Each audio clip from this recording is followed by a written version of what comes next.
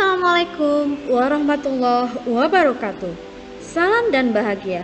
Bapak Ibu guru hebat, bertemu lagi dengan saya dalam tugas koneksi antar materi modul 3.2 Pemimpin Pembelajaran dalam Pengelolaan Sumber Daya oleh Agni Nurani Karuniawati, Sarjana Pendidikan, calon guru penggerak angkatan 7 kelas 58. Tujuan pembelajaran khusus. CGP mampu menghubungkan materi modul ini dengan modul-modul yang didapatkan sebelum. Kesimpulan tentang pemimpin pembelajaran dalam pengelolaan sumber daya. Sekolah sebagai ekosistem. Sekolah yang merupakan suatu ekosistem terdiri atas dua komponen, yakni biotik dan abiotik. Untuk komponen biotik terdiri atas murid, guru, kepala sekolah, komite, wali murid, dan pengawas. Sedangkan komponen abiotik terdiri atas keuangan, lingkungan alam, sarana dan prasarana.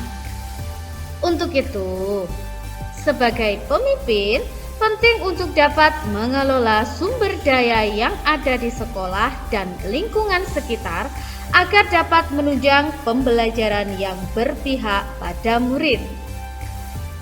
Dalam memandang sebuah permasalahan dan fenomena, terdapat pendekatan berbasis kekurangan atau masalah dan pendekatan berbasis aset atau kekuatan. Yang pertama, kita bahas tentang pendekatan berbasis kekurangan. Pendekatan ini memandang hanya pada kekurangan, sehingga menjadikan kita buta terhadap potensi dan peluang yang ada di sekitar. Dengan pendekatan ini, hanya mengandalkan uluran bantuan dari pusat saja. Sedangkan yang kedua, pendekatan berbasis aset. Pendekatan ini merupakan cara praktis menemukan hal-hal yang positif yang menjadi kekuatan sebagai tumpuan berpikir, maka fokus perhatian pada hal yang sudah berjalan baik sehingga dapat mengembangkan potensi. Pendekatan ABCD atau Asset Based Community Development. Pendekatan PKBA menekankan pada kemandirian dari suatu komunitas untuk dapat menyelesaikan tantangan yang dihadapinya dengan bermodalkan kekuatan dan potensi yang ada di dalam diri mereka sendiri. Dengan demikian, hasil yang diharapkan akan lebih berkelanjutan.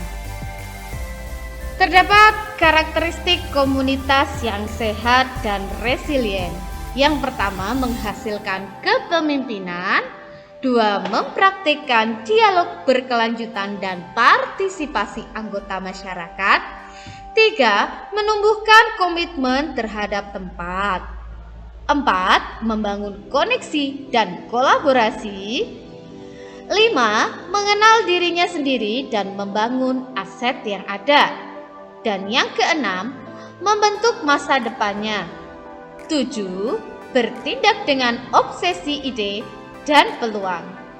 Terakhir, yang kedelapan, merangkul perubahan dan bertanggung jawab.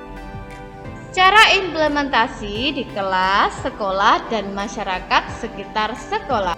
Yang pertama, di kelas, yang pertama harus ada adalah fokus pada kekuatan atau aset yang dimiliki. 2. Pemetaan aset yang dapat digunakan dalam lingkup kelas. 3. Melakukan kolaborasi baik antar guru, rekan sejawat maupun murid untuk merencanakan pemanfaatan aset demi kepentingan murid. Yang keempat, melakukan aksi sesuai perencanaan. Dan yang terakhir, melakukan refleksi. Kemudian dalam ranah di sekolahan, fokus pada kekuatan aset yang dimiliki.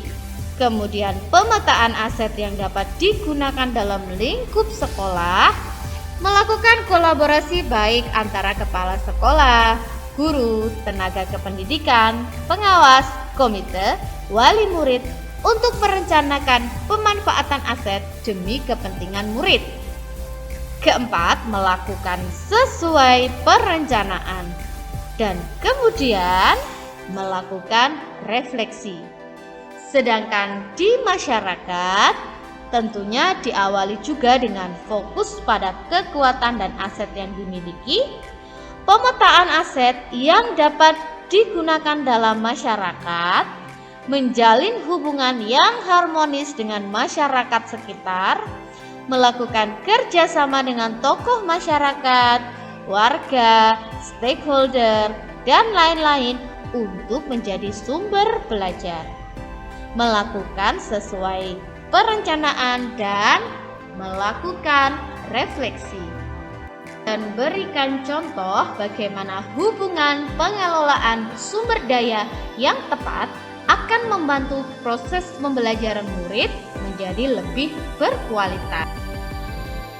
1. Dalam mengelola sumber daya menggunakan pendekatan berbasis aset yang berfokus pada kekuatan dan potensi yang ada baik di sekolah maupun di lingkungan sekitar sekolah, maka akan memunculkan sisi positif sehingga semangat untuk mengelola sumber daya dilakukan untuk pembelajaran yang berpihak pada murid. Contohnya, memandang kemampuan murid yang beragam merupakan aset yang dapat dikembangkan menggunakan pembelajaran berdiferensiasi. 2. Dengan memetakan aset yang ada, maka kita dapat merencanakan pemanfaatan serta pengembangannya. Dengan pemanfaatan 7 aset tersebut, kita awali dari modal manusia. Dengan kompetensi dan kecakapan guru yang beragam, maka dapat dimanfaatkan untuk menunjang pembelajaran. Contohnya, guru yang mahir dalam melukis dapat menjadi pembina ekstrakurikuler melukis. Dalam modal sosial, dengan menjaga hubungan yang harmonis dengan warga sekitar, maka dapat dilakukan kerjasama untuk pembelajaran. Contohnya, pada pembelajaran wirausaha, siswa dapat melakukan pengamatan secara langsung usaha dari warga sekitar untuk dijadikan sumber belajar. Sedangkan dalam modal politik, dengan diberlakukannya kebijakan dari bupati tentang pemakaian baju khas Kediri, maka dapat dimanfaatkan untuk pembelajaran murid. Contohnya, ragam motif dalam SBDP, keanekaragaman busana daerah dalam IPS, dan penggunaan bahasa Jawa. Sedangkan modal agama dan budaya, dalam modal agama adanya musola dapat dimanfaatkan untuk pembiasaan sholat berjamaah. Kemudian dalam bidang budaya, adanya komunitas jaranan dan sanggar seni tari dan karawitan dapat dimanfaatkan siswa untuk belajar tentang seni, sehingga tentunya dapat menunjang pembelajaran. Contohnya seni tari dan musik dalam SBDP serta keanekaragaman Indonesia dalam IPS dan PK. Modal berikutnya adalah modal fisik. Dalam modal fisik tentunya memanfaatkan ruang kelas untuk pembelajaran sudah jamak terjadi. Akan tetapi pemanfaatan sarana lain yang mendukung seperti Chromebook, LCD, dan proyektor dapat membantu siswa dalam pembelajaran, utamanya dalam mencapai visi tentang pembelajaran berbasis iptek.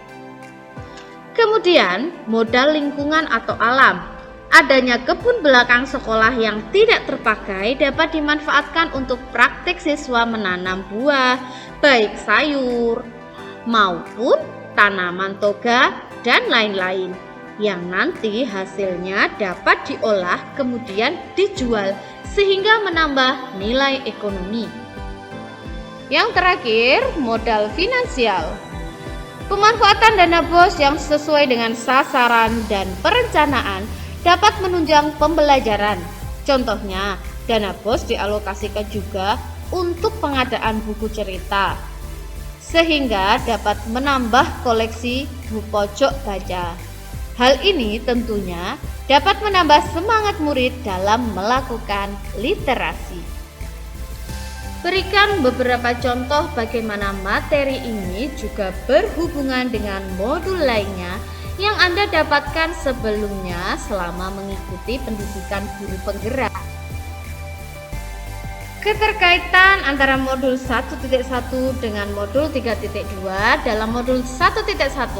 Maksud pendidikan adalah menuntun segala kekuatan kodrat yang ada pada anak-anak agar mereka mencapai keselamatan dan kebahagiaan yang setinggi-tingginya, baik sebagai manusia maupun anggota masyarakat. Keterkaitannya dengan modul 3.2, dalam mengelola sumber daya, guru melakukan pendekatan berbasis aset dengan berfokus pada kekuatan, melihat sisi positif atau kodrat siswa sehingga dapat tercapai tujuan dalam pembelajaran.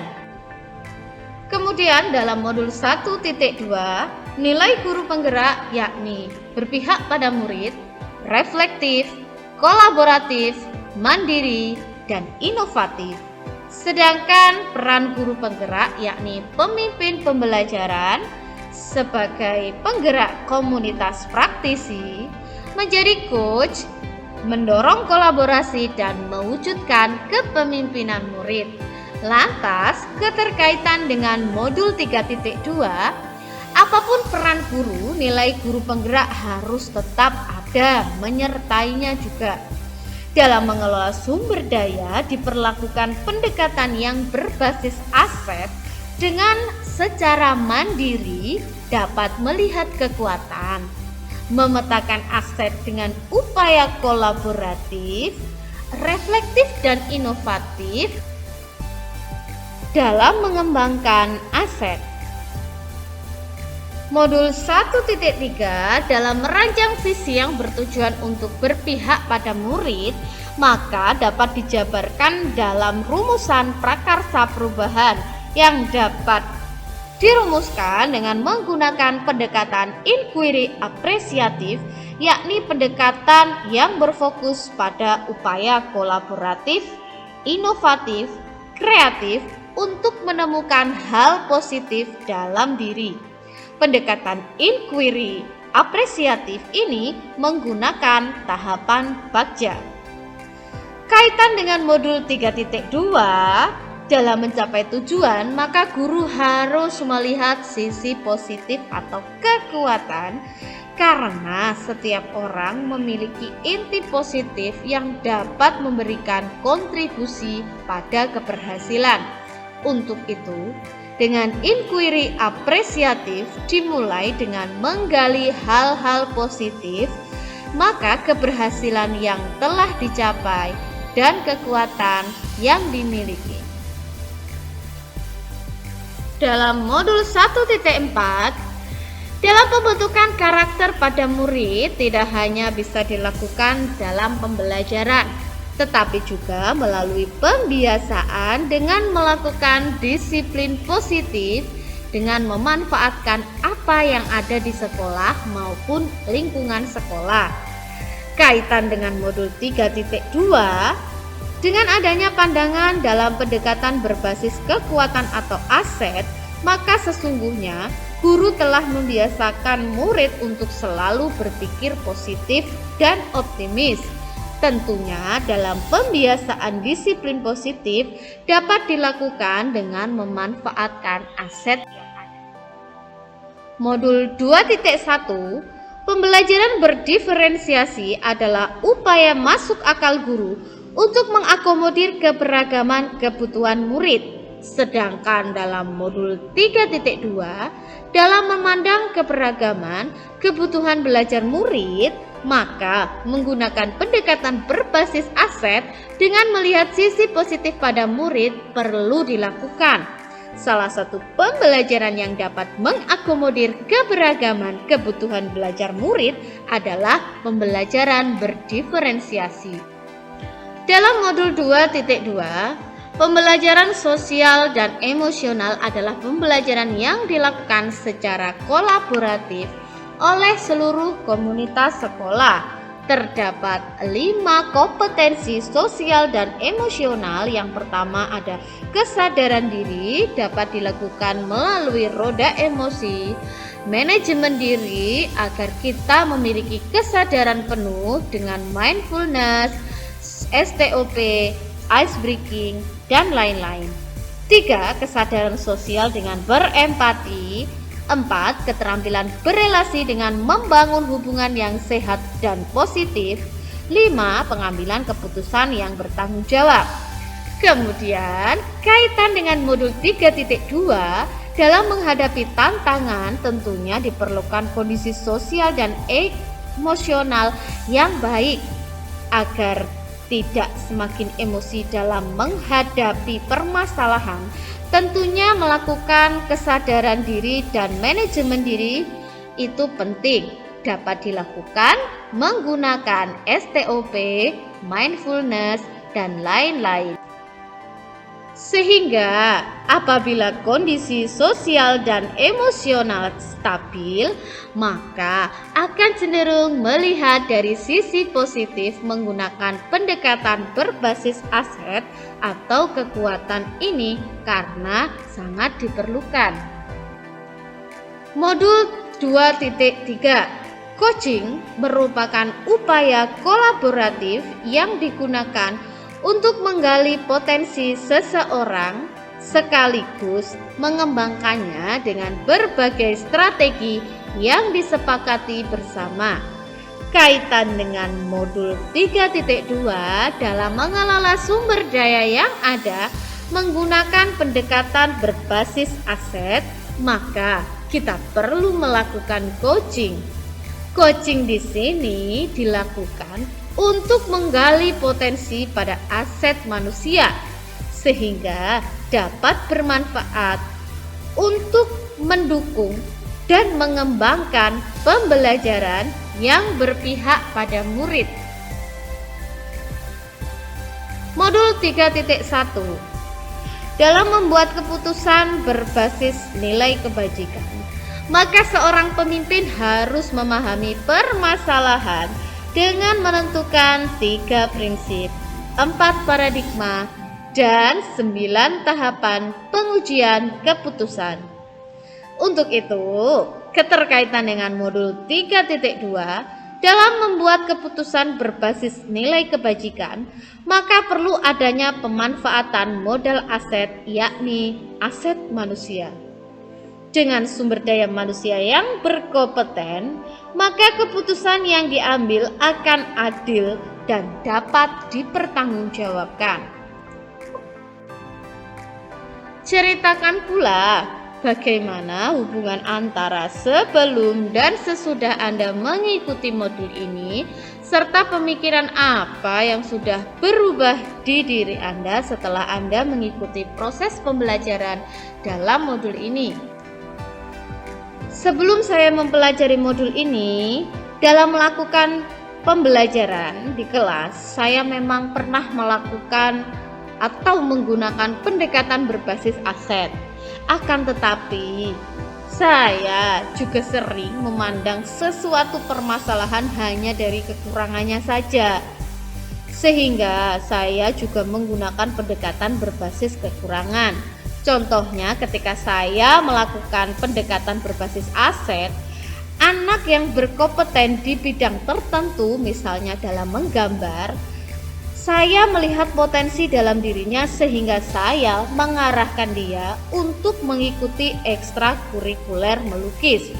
Dengan dia mengikuti ekstrakurikuler melukis, maka bakat dan minatnya dapat tersalurkan, sehingga tentunya dapat menunjang dia dalam pembelajaran, utamanya dalam mata pelajaran SBDP. Sedangkan ketika saya menggunakan pendekatan berbasis kekurangan, saya pernah melakukan ketika kelas 6. Waktu yang diperlukan tentunya lebih pendek dibanding kelas 1 dan 5. Sehingga karena dengan waktu yang sangat mepet seperti itu, sedangkan materi harus terselesaikan, saya harus memaksakan anak untuk menyelesaikan materi dalam beberapa waktu, sehingga saya memaksakan kehendak saya pada murid. Tentunya karena itu saya hanya melihat hanya dari kekurangannya saja. Akan tetapi setelah belajar modul ini, dalam seorang pemimpin pembelajaran, saya gunakan pendekatan berbasis aset dengan melihat sisi positif pada anak, ada potensi di dalamnya, ada bakat, kemudian memetakan aset yang ada di sekolahan. Dari ketujuh aset tersebut saya petakan, kemudian dari aset yang telah dipetakan tersebut bersama-sama memanfaatkan aset yang ada untuk pembelajaran yang berpihak pada murid. Hal baru yang saya dapatkan setelah pembelajaran dalam modul ini, bahwa dengan memetakan 7 aset tersebut berarti kita melihat sesuatu dari sisi positif atau berdasarkan aset. Dengan kekuatan dan potensi yang ada, tentunya hasil pemetaan tersebut dapat tidak saja dimanfaatkan, tetapi bisa juga dikembangkan, utamanya untuk kepentingan murid dengan pembelajaran yang berpihak pada murid dan umumnya untuk kemajuan sekolah.